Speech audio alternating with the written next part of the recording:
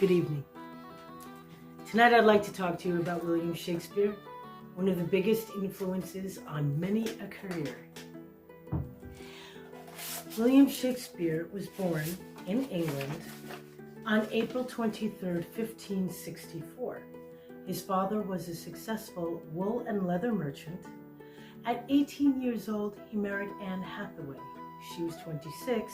The year was 1518.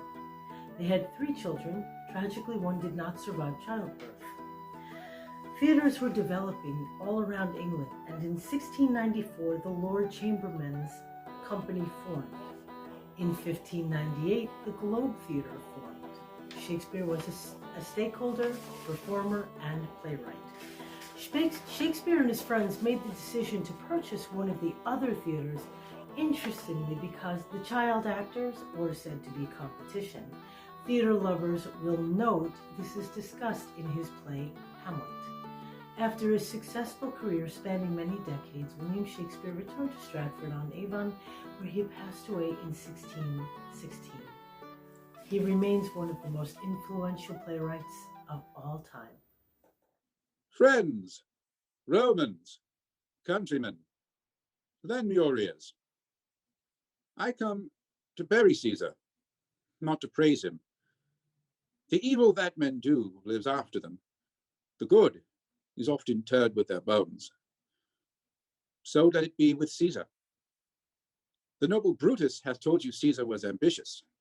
If it was so, it was a grievous fault, and grievously hath Caesar answered it. Here, under leave of Brutus and the rest, for Brutus is an honorable man, so are they all honorable men, come I to speak at Caesar's funeral. He was my friend, faithful and just to me. But Brutus says he was ambitious, and Brutus is an honorable man. He hath brought many captives home to Rome, whose ransoms did the general coffers fill. Did this in Caesar seem ambitious? When the people hath cried, Caesar hath wept. Ambition should be made of sterner stuff. Yet Brutus says he was ambitious, and Brutus is an honorable man. You all did see that on the Lupercal I did thrice present him with a kingly crown, which he did thrice refuse. Was this ambition? Yet Brutus says he was ambitious, and yes, he is an honorable man. I speak not to disprove what Brutus spoke, but here I am to speak what I do know. You all did love him once, not without cause. What cause withholds you then to mourn for him? O judgment, thou art fled to brutish beasts, and men have lost their reason. Bear with me. My heart is in the coffin there with Caesar. I must pause till it come back to me.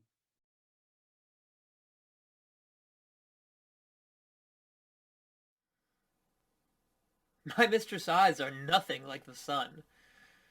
Coral is far more red than her lips red. If snow be white, why then her breasts are dun.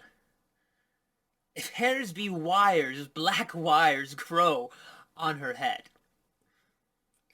I have seen roses damasked, red and white, but no such roses see I in her cheeks. And in some perfumes is there more delight than in the breath that from my mistress reeks. I love to hear her speak, yet well I know that music hath a far more pleasing sound. I grant I never saw a goddess go. My mistress, when she walks, treads on the ground. And yet, by heaven, I think my love as rare as any she belied with false compare.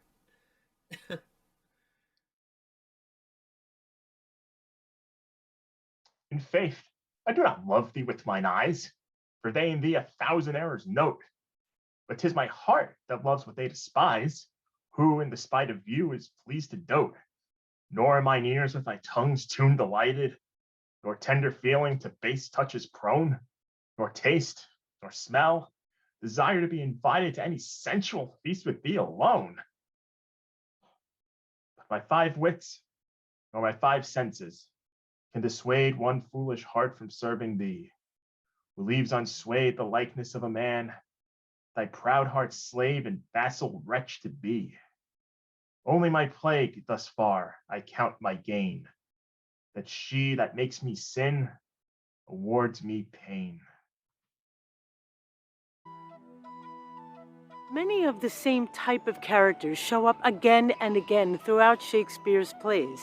The archetypical characters seem to evolve from Italy's commedia dell'arte tradition from around the 16th century.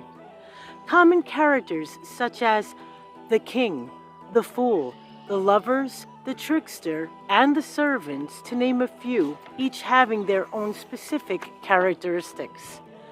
Building upon this tradition, Shakespeare often gives the greatest knowledge and wit to a servant or a character of low social standing.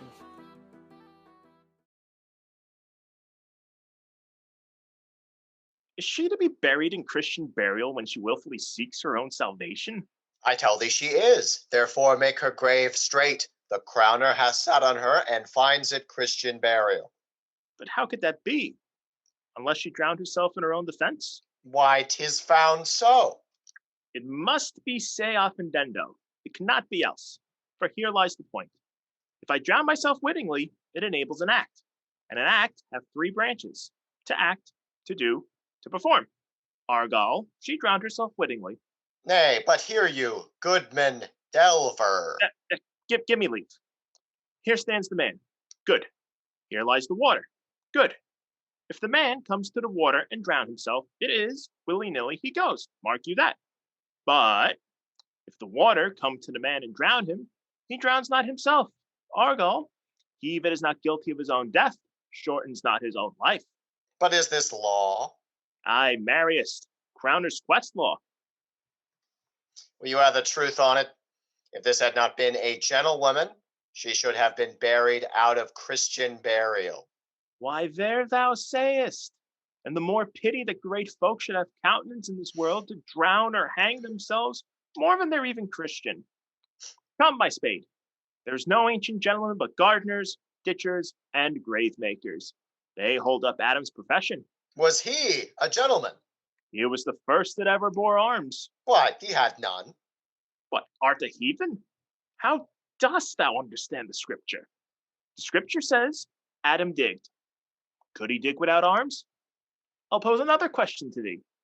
If thou answerest me not to the purpose, confess thyself. Yeah, go to. What is he that builds stronger than either the mason, the shipwright, or the carpenter? The gallows maker, for that frame outlives 1,000 tenants. I like thy wit well in good faith. The gallows does well, but how does it well? It does well to those that do ill. Now thou dost still say the gallows is built stronger than the church. Argal, the gallows may do well to thee. To it again. Come. Who builds stronger than a mason, a shipwright, or a carpenter? Aye, tell me that and unyoke. Marry, now I can tell. To it. Mass, I cannot tell. Cudgel thy brains no more about it, for your dull ass will not mend his pace with beating. And when you are asked this question next, say, a grave maker. The houses that he builds last till doomsday.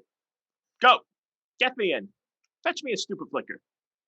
In youth, when I did love, methought it was very sweet to confess all the time from my behove. Oh, methought there was nothing a meet.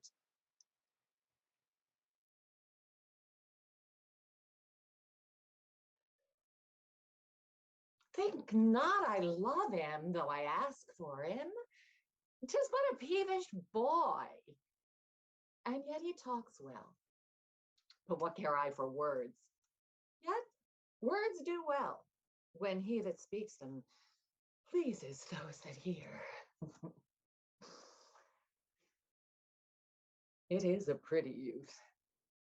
Not very pretty, but sure, he's proud. And yet, his pride becomes him. He'll make a proper man. He's not very tall, yet for his years, he's tall. His leg is but so. And yet, is well. Oh, the best thing in him is his complexion. And sooner than his tongue did make offense, his eye did clear it up. There's a pretty redness to his mouth, a little riper and more lusty red than that mixed in his cheek. 'Twas just the difference twixt the constant red and the mingled damask.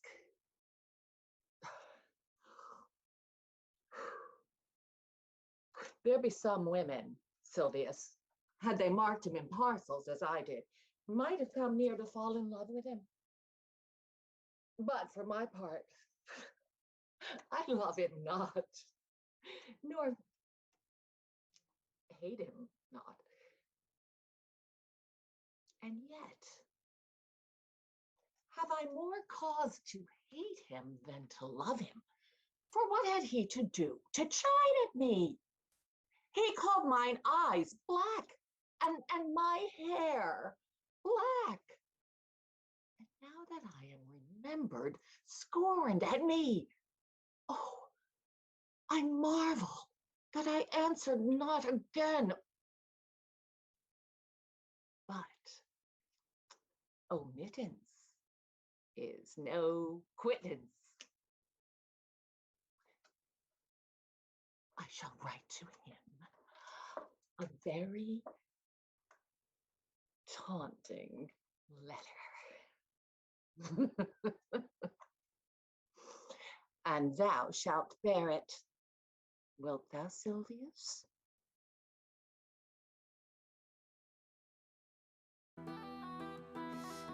Although the tragedy Othello doesn't directly deal with issues of race, Othello is referred to as the Moor, marking him as clearly different from his Italian counterparts.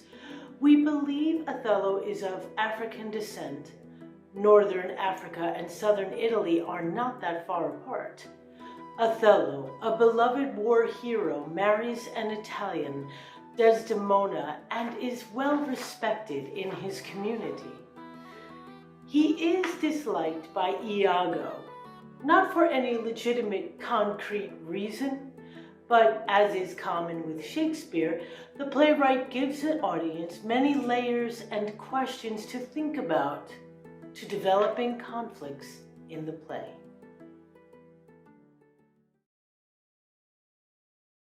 Thus do I ever make my fool my purse. For I mine own gained knowledge should profane if I would time expend with such a snipe.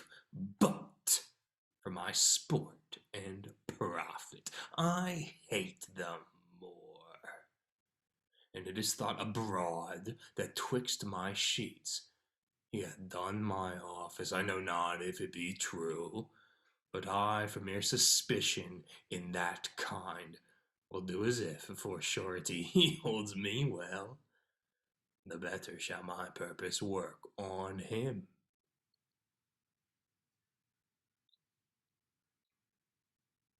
Cassio's a proper man. Let me see now. To get his place and to plume up my will in double knavery. How? Let's see.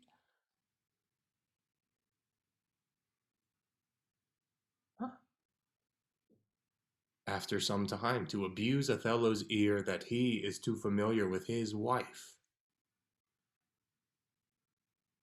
He hath a person and a smooth disposed to be suspected framed to make women false.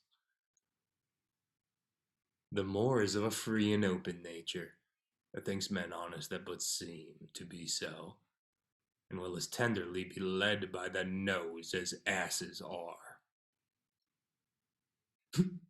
I have it. It is engendered. Hell and night must bring this monstrous birth to the world's light.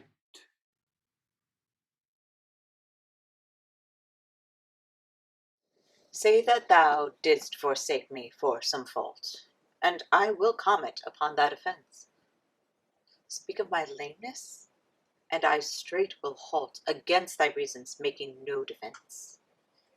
Thou canst not, love, disgrace me half so ill, to set a form upon desired change as I'll myself disgrace.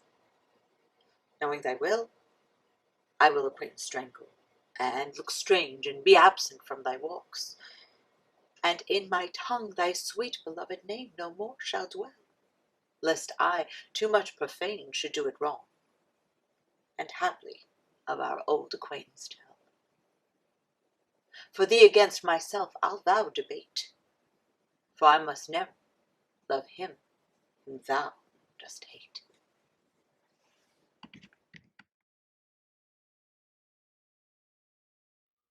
Shall I compare thee to a summer's day? Thou art more lovely and more temperate. Rough winds do shake the darling buds of May, and summer's lease hath all too short a date. Sometime too hot the eye of heaven shines, and often is his gold complexion dimmed. And every fair from fair sometime declines, by chance or nature's changing course untrimmed. But thy eternal summer shall not fade, nor lose possession of that fair thou owest, nor shall death brag thou wanderest in his shade, when in eternal lines to time thou growest. So long as men can breathe, or eyes can see, so long lives this, and this gives life to thee.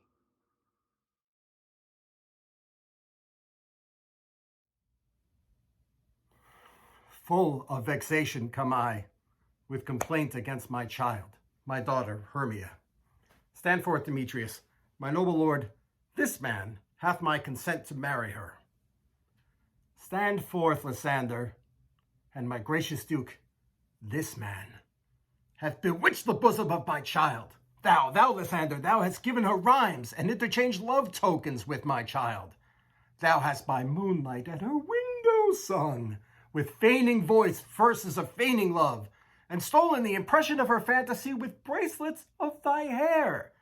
Rings, gauds, conceits, knacks, trifles, nosegays, sweetmeats, messengers of strong prevailment in unhardened youth. With cunning hast thou filched my daughter's heart, turned her obedience, which is due to me, to stubborn harshness. And my gracious duke, be it so she will not hear before your grace consent to marry with Demetrius, I beg the ancient privilege of Athens, as she is mine, I may dispose of her, which shall be either to this gentleman or to her death, according to our law immediately provided in that case.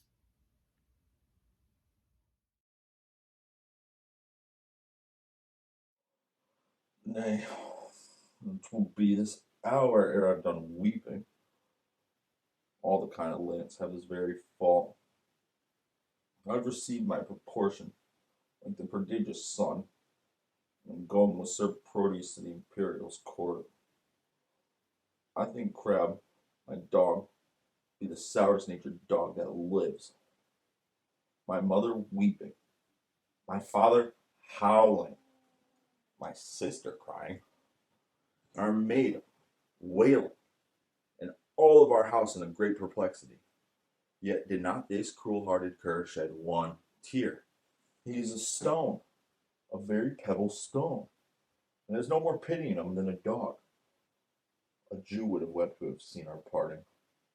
Why, my grandam, having no eyes, look you, wept herself blind at my parting. Nay, I'll show you the manner of it.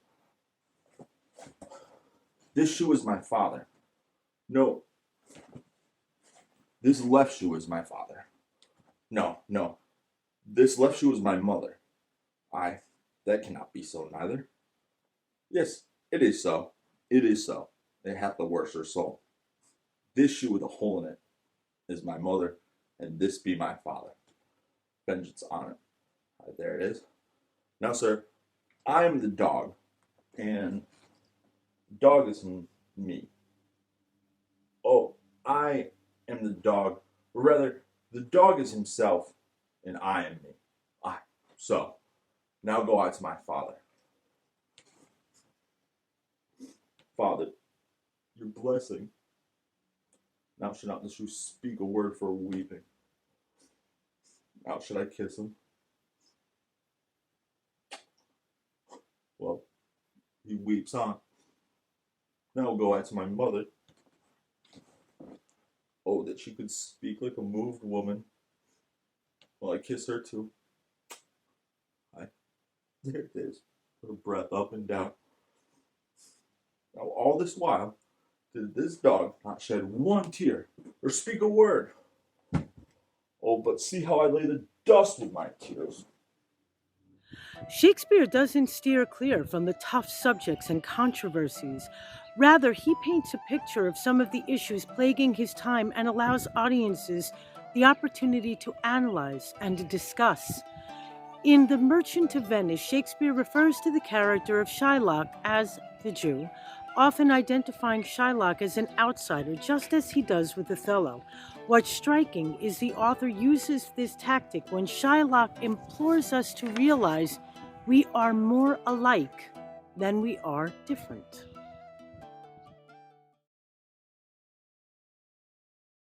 He hath disgraced me.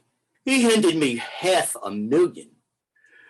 He laughed at my losses. He mocked at my gains. He scorned my nation, thwarted my bargains, cooled my friends and heated my enemies. And what's his reason? I am a Jew. Hath not a Jew eyes? Hath not a Jew hands, organs, dimensions, affections, passions, fed with the same food, hurt with the same weapons, subject to the same diseases, and warmed and cooled by the same winter and summer as a Christian is? If you prick us, do we not bleed? And if you tickle us, do we not laugh? And if you poison us, do we not die? And if you wrong us, shall we not revenge? If we are like you in the rest, we will resemble you in that. If a Jew wrong a Christian, what is his humility? Revenge.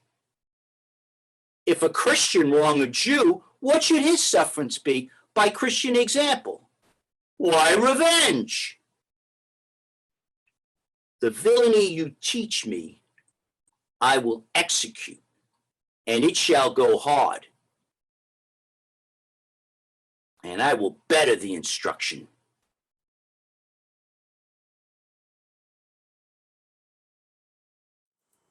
Some say thy fault is youth, some wantonness. Some say thy grace is youth and gentle sport. Both grace and fault are loved of more and less. Thou makest false graces that to thee resort.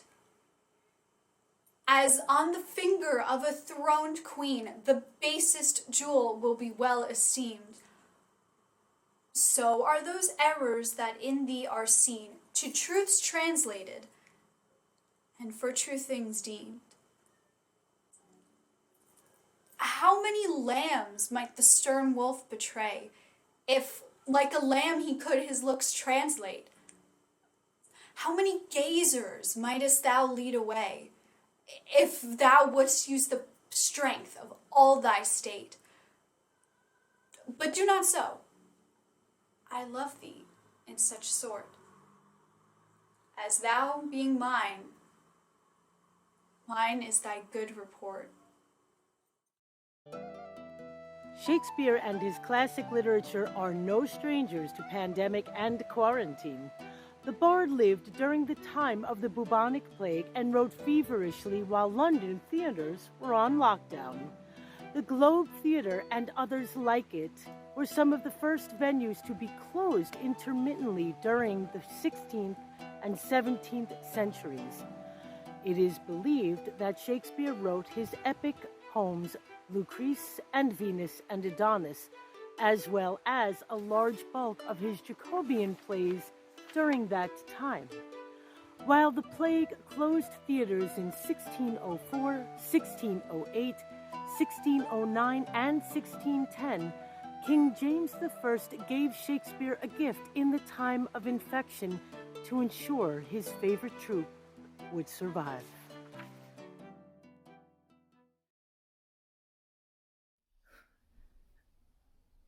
Lord of my love, to whom in vassalage thy merit hath my duty strongly knit, to thee I send this written embassage, to witness duty not to show my wit, a duty so great, which wit so poor as mine may make seem bare, and wanting words to show it, but that I hope some good conceit of thine, in thy soul's thought all naked, will bestow it.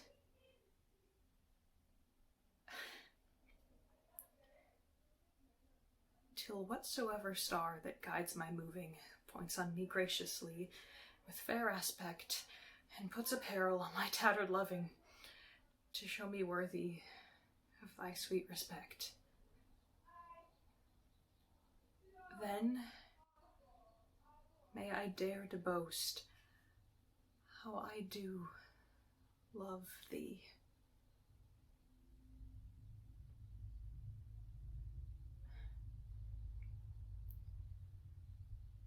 Till then, not show my head where thou mayest prove me.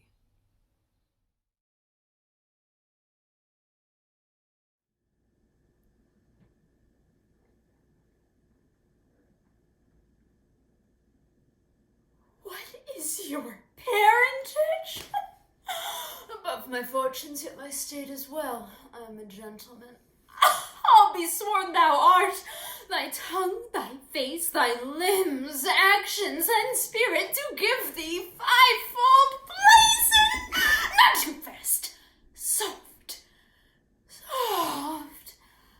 Unless the master were the man. How now? Even so quickly may one catch the plague. Methinks I feel this youth's perfections with an invisible and subtle stealth to creep in at mine eyes. Well, let it be. What? Malvolio! Run after that same peevish messenger, the Count's man. He left this ring behind him. Would I or not tell him all none of it? Desire him not to flatter with his lord, nor hold him up with hopes. I am not for him. If that the youth shall come this way tomorrow, I'll give him reasons for it. Hie thee, Malvolio! I know not what, and fear to find mine eye too great a flatterer for my mind. Fate, show thy force. Ourselves we do not owe. What is decreed must be, and be this so. Many female characters in Shakespeare's plays stand out as women ahead of their time. One such memorable character is Catherine in Taming of the Shrew. Out of context and without the historical knowledge of the period, some may interpret Catherine as headstrong, opinionated, intelligent, independent, and she finally gives up and gives in a patriarchal society. Ultimately, what were a woman's options for survival during this time? Would her ideas and opinions be taken seriously and valued outside her father's home? Is she forced to accept her place in life and compromise her standards? Shakespeare is never simple and straightforward. Again, he offers a situation and poses questions for us. There are so many layers to these stories, and as we can see, our history impacts how we move forward.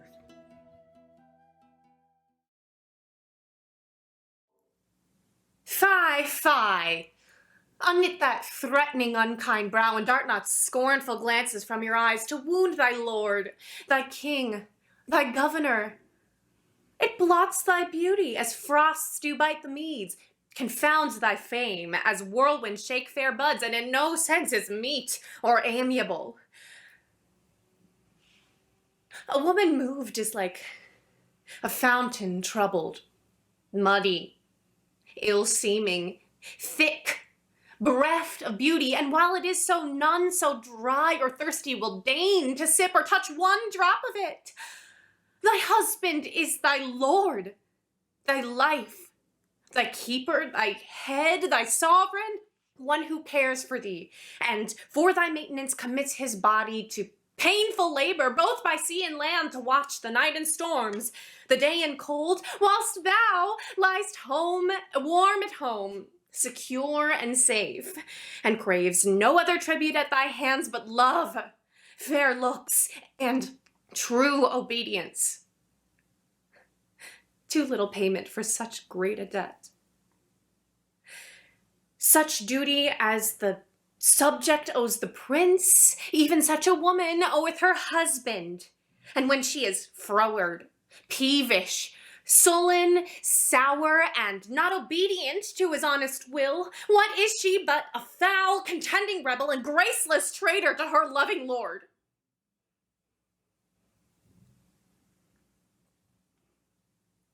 I am ashamed women are so simple, to offer war when they should kneel for peace, or seek for rule, supremacy, and sway when they are bound to serve, love, and obey.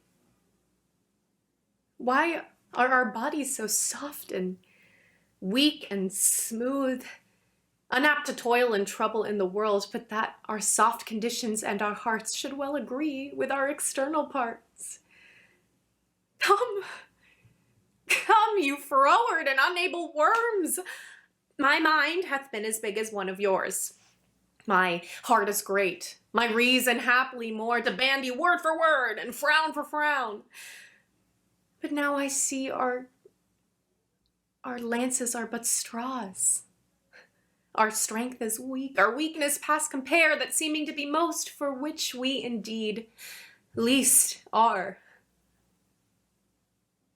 Then veil your stomachs, for it is no boot, and place your hand below your husband's foot, in token of which duty, if he please, my hand is ready. May it do him ease.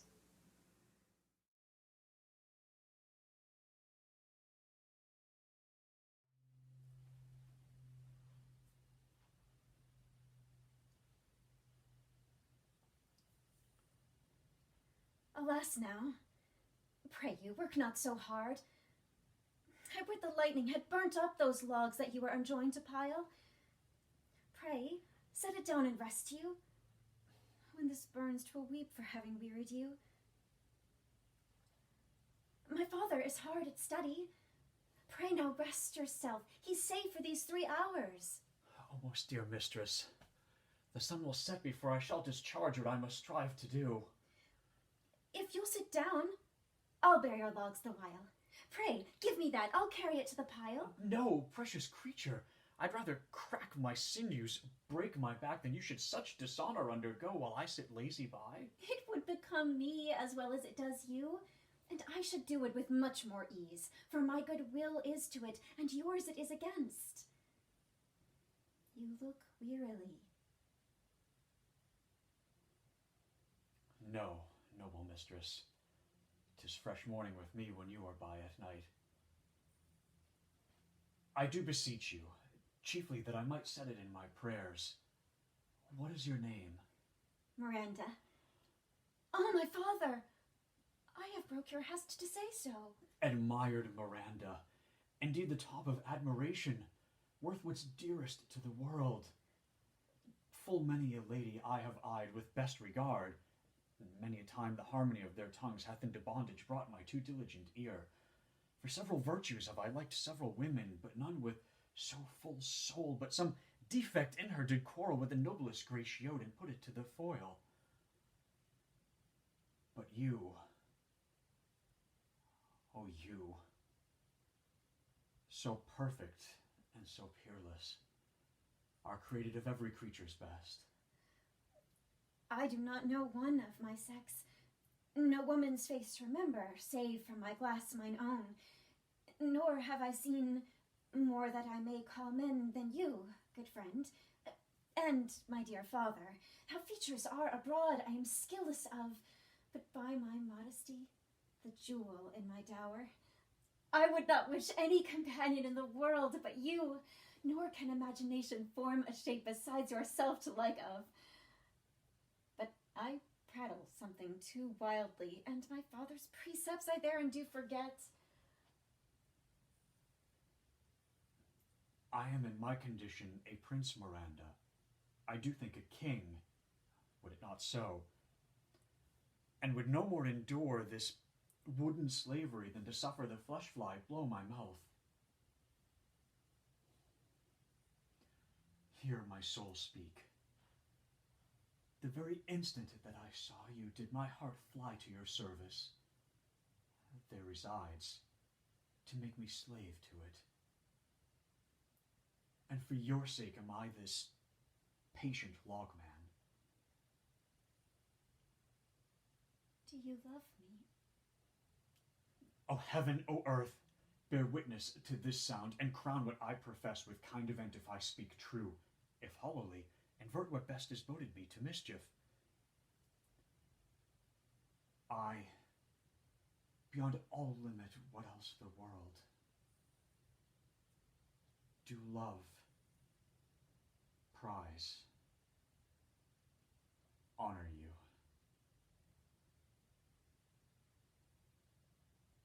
I am a fool to weep at what I am glad of. Wherefore weep you? At mine unworthiness, that dare not offer what I desire to give, and much less take what I shall die to want. But this is trifling, and all the more it seeks to hide itself, the bigger bulk it shows. Hence, bashful cunning, and prompt me, plain and holy innocence.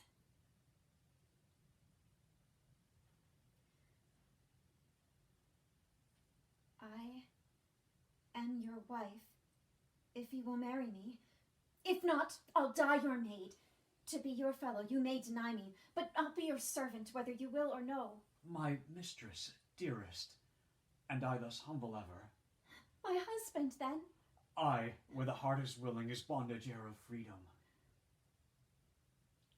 Here's my hand. And mine, with my heart in it. And now farewell, till half an hour hence. 1,000,000.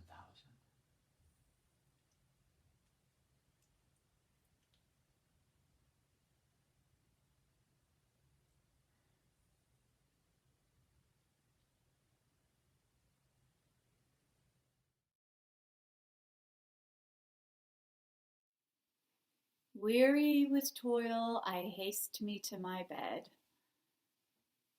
The dear repose for limbs with travel tired.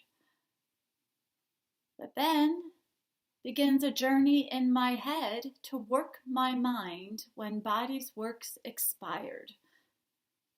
For then thoughts, far from where I abide, intend a zealous pilgrimage to thee, and keep my drooping eyelids opened wide. Looking on darkness, which the blind do see. Save that my soul's imaginary sight presents thy shadow to my sightless view, which is like a jewel hung in ghastly night, makes black night beauteous.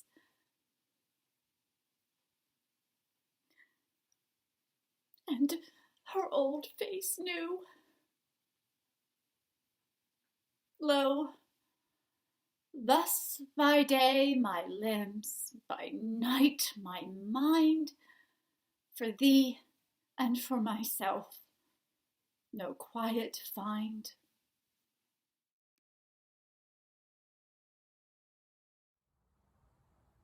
When most I wink, then do my eyes best see. For all the day they view things unrespected. But when I sleep in dreams, they look on thee, and darkly bright are bright and dark directed. Then thou whose shadows doth make bright, how would thy shadows form happy show to the clear day with thy much clearer light? When to the unseeing eyes thy shade shines so, how would I say my eyes be blessed made by looking on thee in the living day, when in dead nights thy fair and perfect shade through heavy sleep on sightless eyes doth stay. All days are nights to see, till I see thee, and nights bright days when dreams do show thee me. Oh, for God's sake, let us sit upon the ground and tell sad stories of the death of kings, how some have been deposed, some slain in war, some haunted by the ghosts they have deposed, some poisoned by their wives, some sleeping, killed, all murdered. For within the hollow crown that rounds the mortal temples of the king keeps death his court, and there the antic sits, scoffing his state and grinning at his pomp, allowing him a breath, a little scene to monarchize, be feared and kill with looks, infusing him with self and vain conceit, as if this flesh which walls about our life were brass impregnable. And humor thus comes at the last, and with a little pin bores through his castle wall, and farewell, king. Oh, cover your heads, and mock not flesh and blood with solemn reverence. Throw away respect, tradition, form, and ceremonious duty, for you have but mistook me all this while. I live with bread, like you, feel want, taste grief, need friends. Subjected thus, how can you say to me, I am a king?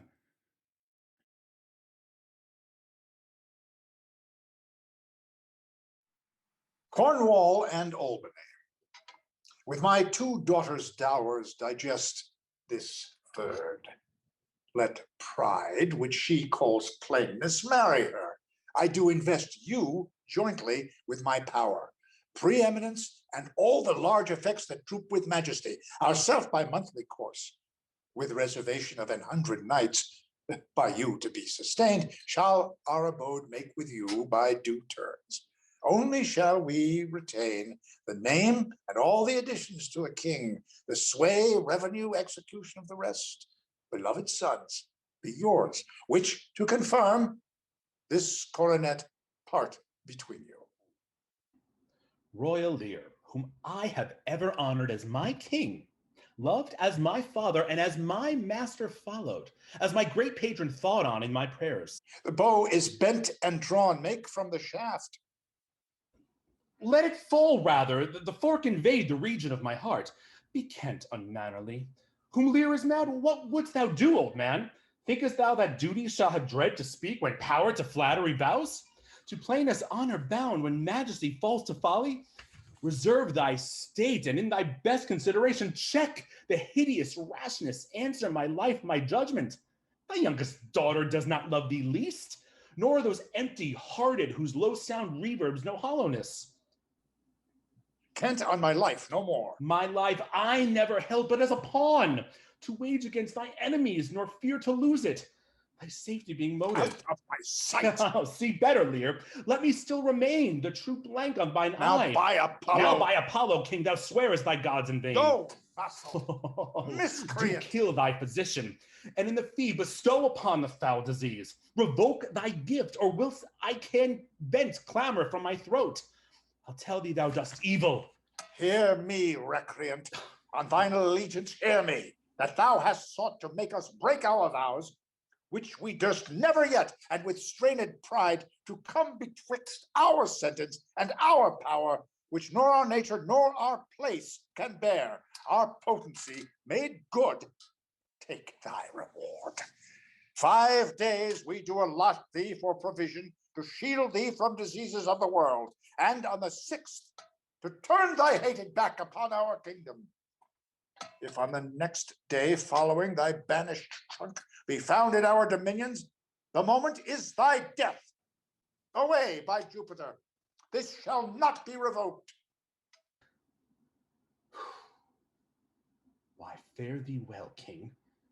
Sith thus thou wilt appear, freedom lives hence and banishment is here. Thus Kent, O princes, bids you all adieu. He'll shape his old course in a country new.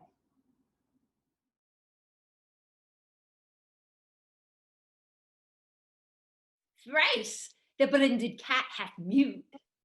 Thrice, and once the hedge pig whined. Harping at her cries, 'tis time, 'tis time.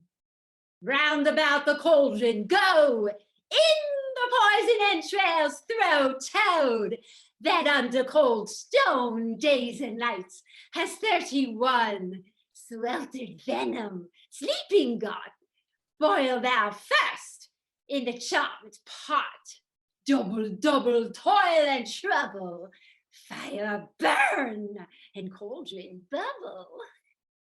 Fillet of fenny snake, in the cauldron boil and bake.